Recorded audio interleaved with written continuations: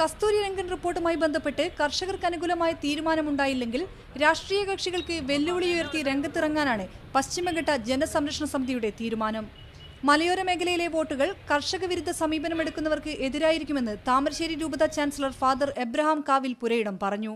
ജനത്തിൻ്റെ ജീവിത പ്രശ്നമായതുകൊണ്ട് 10,000-ലധികം വനിതമാരിവിടെ വീട്ടമ്മമാരിവിടെ സമ്മേളിച്ചപ്പോൾ ആ വീട്ടമ്മമാരുടെ കുടുംബങ്ങളും അവരുടെ 3-4 മക്കളും അവരുടെ ഭർത്താക്കന്മാരും വോട്ടുകളായി മാറിയാൽ തീർച്ചയായിട്ടും അത് ആരാണ് കർഷകരുടെ താല്പര്യം നിഗണിക്കുന്നുവോ അവർക്കത് വിരുദ്ധമായിട്ട് മാറും.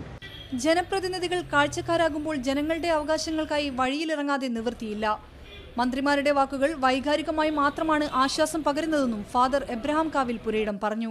ജനങ്ങളുടെ ആവശ്യം നിഷേധിക്കപ്പെടുകയാണെങ്കിൽ തീർച്ചയായിട്ടും വരുന്ന ലോക്സഭാ തെരഞ്ഞെടുപ്പ് ഞങ്ങളെ സംബന്ധിച്ചിടത്തോളം പൗരന്മാരെന്നുള്ള നിലയിൽ സമ്മതിദാന അവകാശം വിനിയോഗിക്കുക എന്നുള്ളതിനേക്കാൾ കൂടുതലായി ഞങ്ങളുടെ അതിജീവനത്തിൻ്റെ പ്രശ്നമായിട്ട് ഞങ്ങളതിനെ കാണും.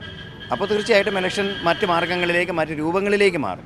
തെരഞ്ഞെടുപ്പ് വിജ്ഞാപനം വരാനിരിക്കെ താമരശ്ശേരി രൂപതയുടെയും പശ്ചിമഘട്ട ജനസംരക്ഷണ സമിതിയുടെയും നിലപാടുകൾ ഇരുമുന്നണികളെയും ഒരുപോലെ പ്രതിസന്ധിയിലാക്കും. മീഡിയ 1